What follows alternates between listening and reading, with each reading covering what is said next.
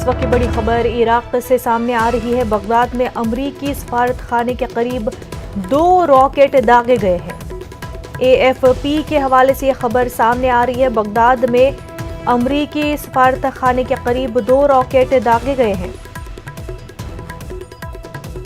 बड़ी खबर इराक से, बगदाद में अमरीकी सफारत खाने के करीब 2 रॉकेट दागे गए हैं। AFP के हवाले से यह खबर सामने आ रही है। आपको बता दें, ये ऐसे वक्त में हो रहा है जब अमरीकी सदर ने इराक से तमाम तर जंगी सूरत हाल को स्टेबल करने का फैसला लिया है और इराक ने भी इस पर खुशी का इजहार किया, इसको खुश आइंद कदम बताया है। वहीं बगदाद में अमरीकी सफारत खाने के करीब 2 रॉकेट दागे गए हैं। AFP के हवाले से खबर सामने आ रही है।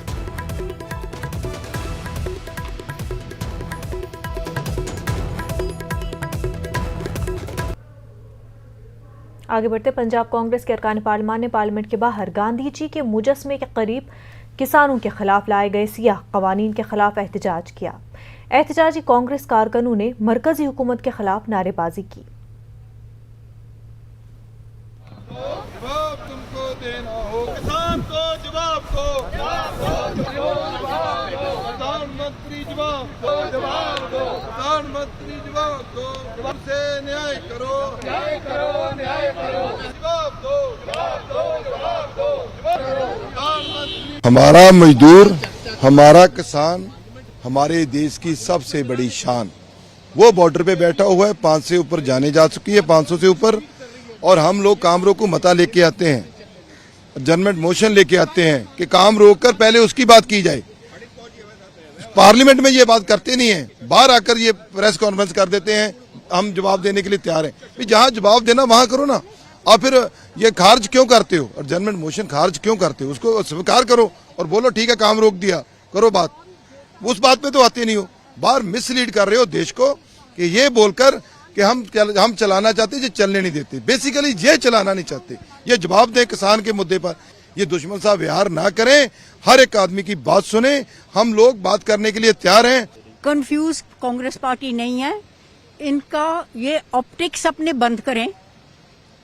बात जो लोगों की बात है, जो सही लोग तड़फ रहे हैं महंगाई से, किसान कितनी देर से आंदोलन कर रहे हैं, अपने पेगासस का मामला है, हमारे ह्यूमन राइट्स का मामला है, उनके ऊपर ये कंसंट्रेट करें।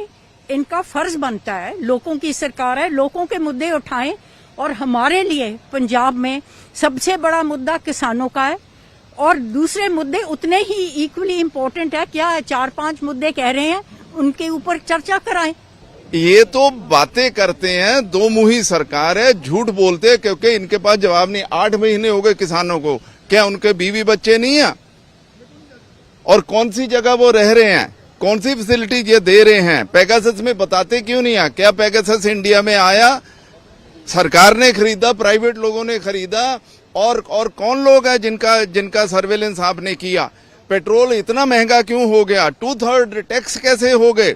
ये तो एक्चुअली क्या है, ये ऐसी एक सरकार है जो प्रेस में झूठ बोल के ही मुल्क को चलाना चाहती है। लेकिन अब सारे मुल्क को पता चल गया कि मोदी जी और मोदी जी की सरकार झूठ का पुलंदा है। और अभी यूपी और दूसरे इलेक्शन आने दीजिए, इनको लोग बिल्कुल सबक सिखाएंगे।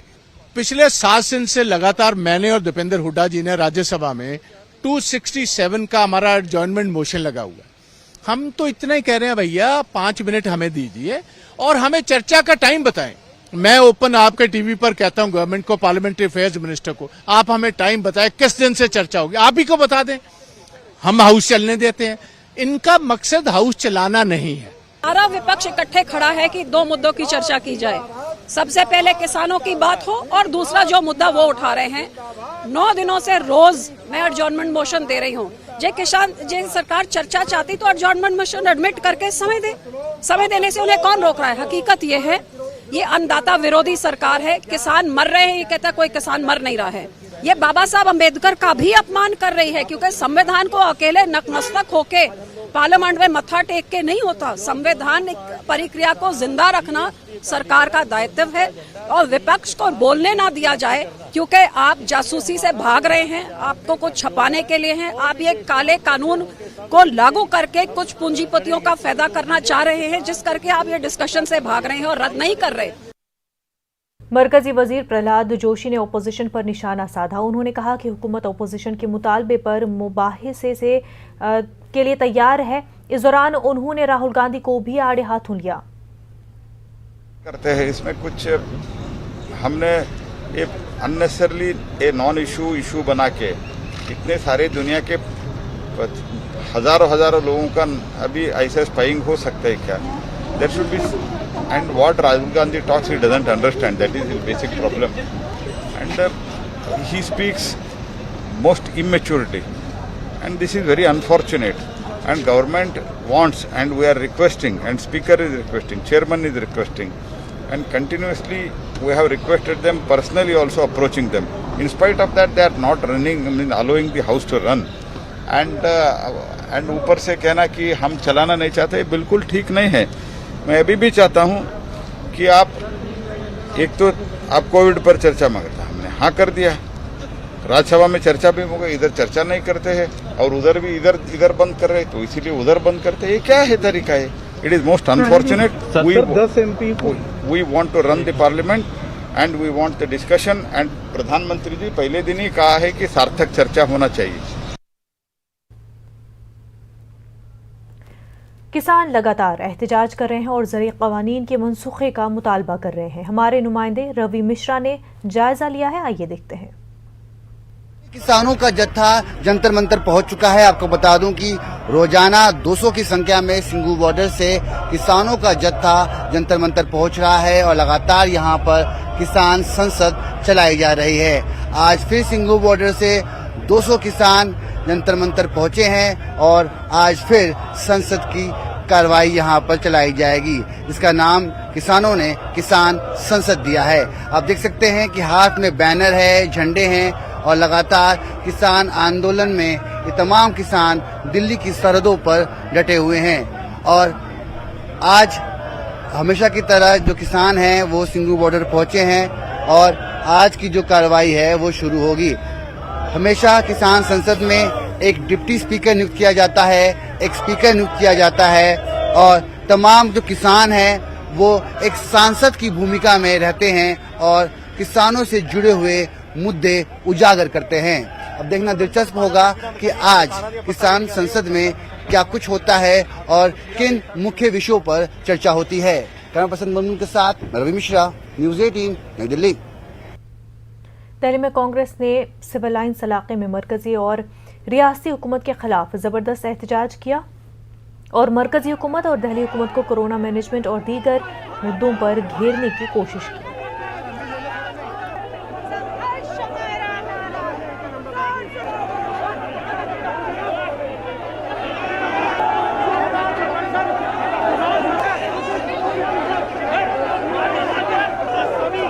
दिल्ली को सिंगापुर, लंदन, पेरिस बनाने की शिलाजी के समय में जो दिल्ली 15 साल में बनी, आपने उसको बर्बाद कर दिया। फ्री पानी की बात कही थी, फ्री पानी तो नहीं, हर घर में आपने फिर बीमारी दे दी। कोविड फेलियर, लाखों मौतें हो गई, सांसों के लिए लोग तरसते रहे। एक अस्पताल नहीं बना अरविंद से। दिल्ली की सड़कें हालत है, अंडरब्रिज में पानी भरा हुआ है और अरविंद केजरीवाल कहते हैं सब कुछ ठीक है। सब कुछ ठीक नहीं है, इसीलिए हम सड़कों पर हैं। और आज खासतौर से जासूसी के मसले पर तमाम विपक्ष एक साथ खड़ा है। आज देश के पत्रकार, राजनेता, देश के ईमानदार अफसर, समाजसेवी लोग, व्यवसायी लोग, बीजेपी के अपने सांसद और केजरीवाल साहब एक शब्द नहीं बोलते हैं। विपक्ष के नेता राहुल जी पर जासूसी की जाती है। अरविंद केजरीवाल की चुप्पी क्यों है, ये क्या दिखाती है? तमाम ऐसे मुद्दों पर आज हम महंगाई पर यहाँ पहुंचे और एक केजरीवाल से हम तमाम सवाल करने आए हैं, जवाब मांगने आए। दिल्ली की आवाज है, दिल्ली की आवाज है, पानी को तरस रही है।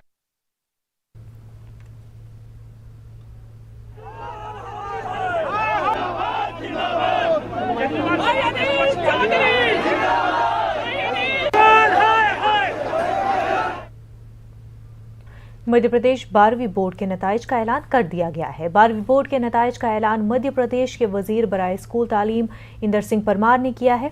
12वीं बोर्ड के इम्तिहान में 7,50,000 तलबा शामिल हुए थे।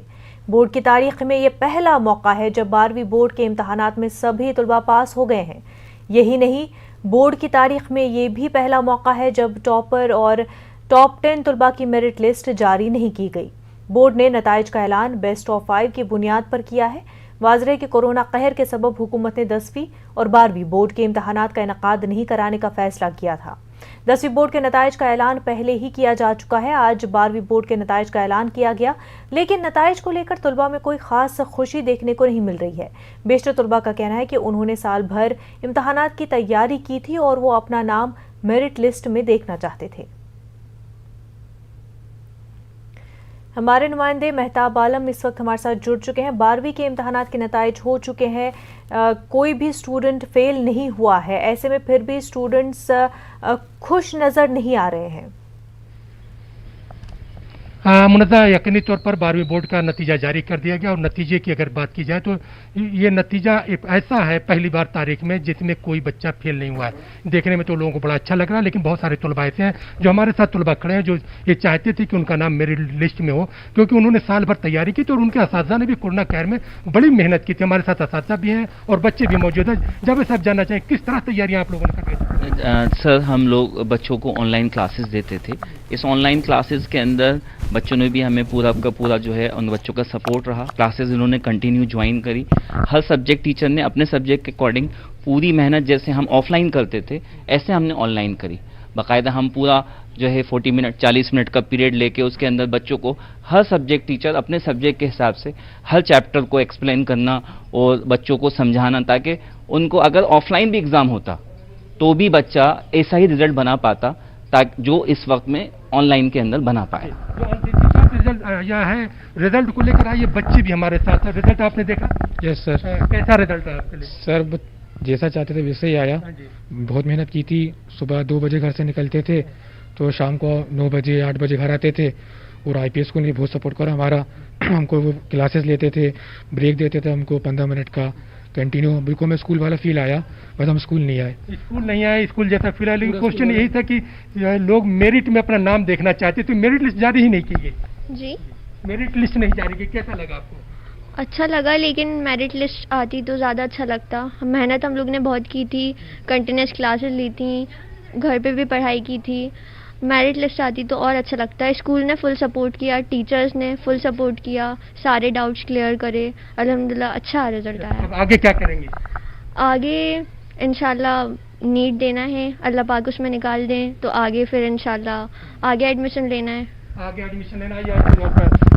आपका रिजल्ट कैसा रहा? सही रहा, 72% आए और बहुत अच्छा है। 72% से मुतमईन है या हुकूमत ने मौका दिया है कि अगर कुछ लोग मुतमईन नहीं है वो तो दोबारा भी इम्तिहान दे सकते हैं? नहीं, तो मुतमईन है, सही में ठीक है, इत्मीनान बख्शिए। यहाँ पे मुनज़्ज़ा में देखे कि बच्चे जो हैं उनके अपने अपने ओपिनियन है। कुछ बच्चे जो इस पर लेकर ठीक है जैसा भी आ गया, लेकिन कुछ बच्चे जो इस पर हमने देखा कि बच्ची कह रही है कि वो चाहती थी कि उसका नाम मेरिट लिस्ट में आए, लेकिन पहली बार बोर्ड की तारीख में ऐसा हुआ है कि मेरिट लिस्ट जारी नहीं की गई है। हालांकि हुकूमत ने 1 अगस्त से लेकर 10 अगस्त तक जो है ये मौका दिया है कि MP ऑनलाइन के जरिए आप वो तलबा जो किसी भी सब्जेक्ट को लेकर या अपनी रैंकिंग को लेकर सुधार करना चाहते हैं, अपने नताइज को लेकर मुतमईन नहीं है, तो वो फॉर्म भर सकते हैं और सितंबर में उनके खुसूसी इम्तिहान का इनेकाद किया जाएगा। मुनज़्ज़ा बिल्कुल मेहता, वहीं 12वीं के इम्तिहानात क्योंकि बहुत ही इम्पोर्टेंट माने जाते हैं, ऐसे में जब इम्तिहान नहीं हो 12वीं के और बच्चे आगे जाए तो उनके मुस्तक़बिल पर क्या कुछ असर पड़ सकता है इसका? देखिए जो है, क्योंकि ये ज़माना मुकाबला जाती इम्तिहानात का है, कंपटीशन का ज़माना है और जाहिर सी बात बच्चे चाहते थे कि जिस तरह से उन्होंने साल भर तैयारी की है और उसका रिजल्ट उनकी तरीके से मिले। और कोरोना के कहर की बात करें तो पिछला एग्जाम भी ऐसे गया और इस बार भी जो है कोरोना कहर के सबब इम्तिहान का इनेकाद नहीं हुआ। बच्चों से ये खुद बात करते हैं कि आप लोगों ने क्या फील किया, क्योंकि कंपटीशन का ज़माना है, अगर इम्तिहान होता तो कितना बेस्ट फील करते आप? सर एग्ज़ाम से अलग चीज़ थी, हम लोग को एक 12th अपनी इंजॉय करनी थी, एक लास्ट ईयर था स्कूल का। हमने बहुत सी चीज़ें प्लानिंग की थी साथ में हमारे ग्रुप में, कुछ हो ही नहीं पाया और स्कूल भी ऐसे लगा कि 2 साल निकल गए, पता ही नहीं चला कि ऐसे कब हो गया। रिजल्ट भी आ गया आज, रिजल्ट भी आज आ गया, लेकिन वो स्कूल जैसी जो फीलिंग थी वो कहीं जो फील आता है वो फील नहीं आ रहा। वो फील आ ही नहीं रहा है। आपने क्या महसूस किया? यही कि स्कूल लगते तो और अच्छा लगता, हम लोग और अच्छे से मेहनत कर पाते, मेरिट लिस्ट में नाम आ पाता और अच्छा रिजल्ट बन सकता था। अब आगे करियर को लेके किस तरह की मुश्किल आ सकती है आपके सामने, क्योंकि इस तरह की क्लास नहीं हुई है?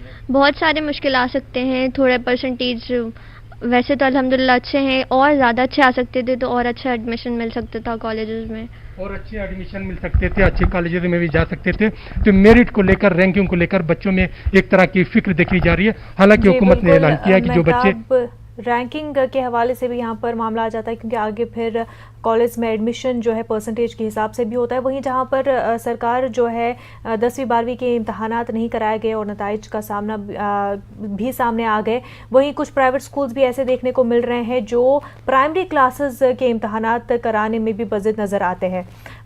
मेहताब आलम, और आपका शुक्रिया, और आपके साथ जितने भी स्टूडेंट्स हमारे साथ जुड़े उन तमाम का शुक्रिया। ब्रेक के बाद आपका खैर मकदम है। दिल्ली फसादात के मुलजिम ताहिर हुसैन मामले की सुनवाई हुई। दिल्ली हाईकोर्ट ने दिल्ली पुलिस से जमानत मामले में नोटिस जारी किया। 6 अगस्त को इस मामले में अगली समाअत हुई। जुड़े आरोपी और निलंबित पार्षद ताहिर हुसैन की जमानत याचिका पर आज दिल्ली हाईकोर्ट में अहम सुनवाई हुई। मामले की सुनवाई के दौरान ताहिर हुसैन की तरफ से कोर्ट में यह बताया गया कि दिल्ली पुलिस ने उनके खिलाफ कई FIR दर्ज की है।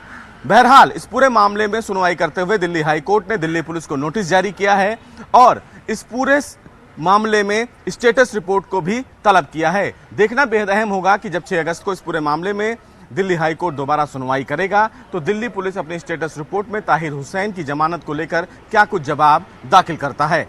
कैमरामैन जगदीश गौतम के साथ सुशील पांडे, न्यूज़ 18 दिल्ली। झारखंड के एडिशनल डिस्ट्रिक्ट कोर्ट के जज का कत्ल मामला अब सुप्रीम कोर्ट पहुंच चुका है और उसकी जांच की हिदायत जारी की गई है। इससे पहले झारखंड हाईकोर्ट ने आज खुद नोटिस लिया है। वाज़ेह है कि धनबाद में जस्टिस उत्तम आनंद मॉर्निंग वॉक पर निकले थे, जहां उन्हें एक ऑटो ने जानबूझकर टक्कर मारी, जिसके नतीजे में उनकी मौत हो गई।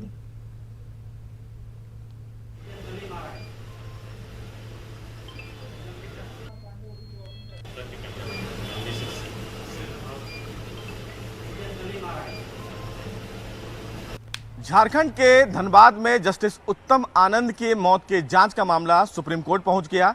सुप्रीम कोर्ट बार एसोसिएशन ने सुप्रीम कोर्ट में अर्जी दाखिल करके इस पूरे मामले की जांच की मांग की और ये उन्होंने कहा कि सुप्रीम कोर्ट इस पूरे मामले की स्वतः संज्ञान लेकर जांच करे। बहरहाल मामले की सुनवाई करते हुए जस्टिस चंद्रचूड़ ने SCBA के प्रेसिडेंट विकास सिंह को यह कहा कि वो चीफ जस्टिस के संज्ञान में इस घटना को लाएं।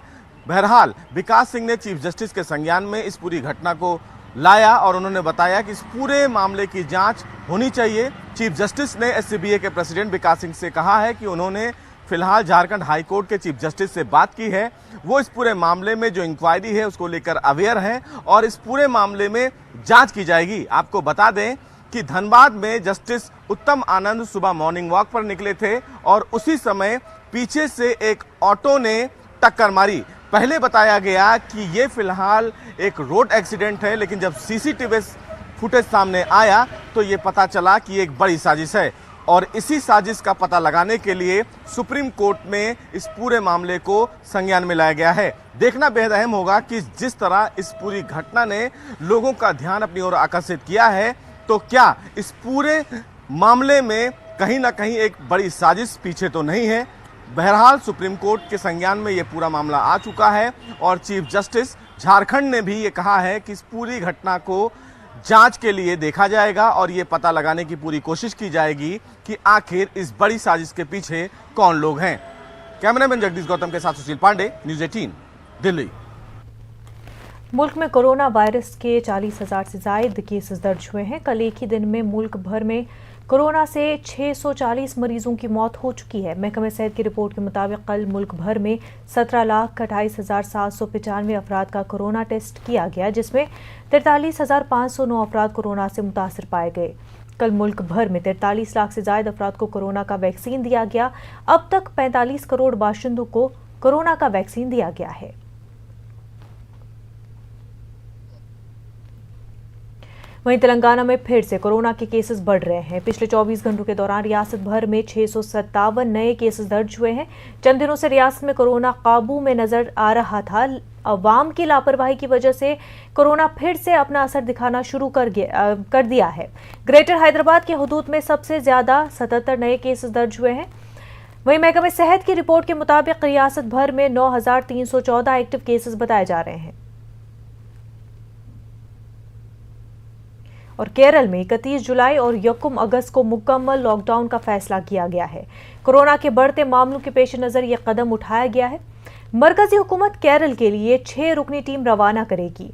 मरकज की ये टीम रियासत में कोरोना की सूरत हाल का जायजा लेगी। वाज़ेह है कि बीजेपी ने गुज़िश्ता रोज इल्जाम लगाया था कि ईद उल अजहा के त्यौहार में राहत देने से केरल में कोरोना के केसेस बढ़े हैं। हालांकि इन 2 महीनों में मुख्तलिफ मज़ाहिब के त्यौहार हुए हैं और मुख्तलिफ रियासतों में राहत भी दी गई है और कोरोना ज़ाब्तों की खिलाफ वर्जी भी होती दिखाई दी। इसके बावजूद इल्जाम दर इल्जाम का सिलसिला जारी है। वहीं महाराष्ट्र सरकार ने स्कूल फीस के हवाले से बड़ा कदम उठाया है। रियासती सरकार ने स्कूलों की फीस में 15% कटौती करने का फैसला किया है। इस हवाले से जल्द स्कूलों के नाम हिदायत जारी कर दी जाएगी। जो स्कूली फीस में कमी नहीं करेगा उसके खिलाफ कार्रवाई होगी। वाज़ेह है कि कोरोना और लॉकडाउन के दौरान लोगों के कारोबार तबाह हो गए हैं और हजारों बेरोजगार हैं। ऐसे में तुलबा और तालिबात के सरपरस्तों ने फीस में कटौती करने का मुतालबा किया था।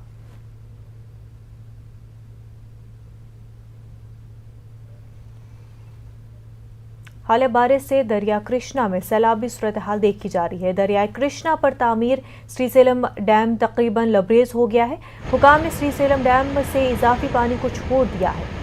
हुकाम ने श्रीसेलम डैम के 10 गेट्स को 10 फुट बुलंद किया है। डैम में ज़ख़ीरा आब की गुंजाइश 885 फुट है। डैम में मौजूदा आबी सतह 800 से 84 होने पर हुकाम ने फाजिल पानी को छोड़ दिया। खूबसूरत मंजर देखने के लिए लोग डैम की तरफ नजर आते हुए देखे गए और दिलकश मंजर को अपने कैमरों में कैद करने की कोशिश की। वाफर मिकदार में पानी होने से दोनों बिजली प्लांट का काम कर रहे हैं।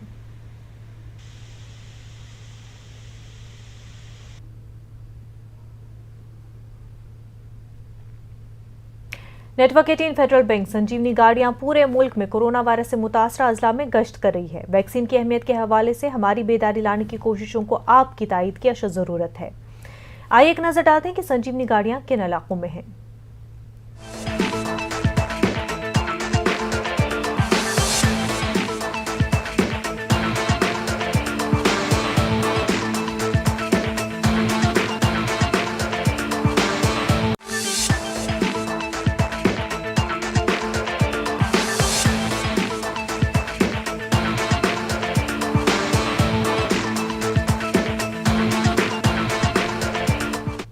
क्या सैनिटाइजर नुकसानदेह है? क्या टीके आपके डीएनए को मुतासिर कर सकते हैं? क्या टीकाकारी आपको कोविड-19 से मुतासिर कर सकता है? और क्या ये कुछ सवाल है आपके ख्याल में जो आते हैं? खैर, अब एक जगह है जहां आपके सभी सवालों का जवाब दिया जा सकता है और ये सब आपके फोन पर। नेटवर्क 18 और फेडरल बैंक की कौमी सतह की टीकाकारी से मुतल्लिक़ बेदारी मुहिम के तहत कोविड-19 के खिलाफ Sanjeevani a shot of life Sanjeevani WhatsApp helpline शुरू की गई है। आपको बस 7977773753 पर व्हाट्सएप करना है और आपको उसी वक्त आपके सवाल का जवाब मिल जाएगा। जानकारी जिसे जांच और क्रॉस चेक किया गया है। तो आगे बढ़ें, कोविड-19 पर अपने सवालों को व्हाट्सएप करें और अपनी जरूरत की सभी जानकारी हासिल करें। नंबर है 7977773753।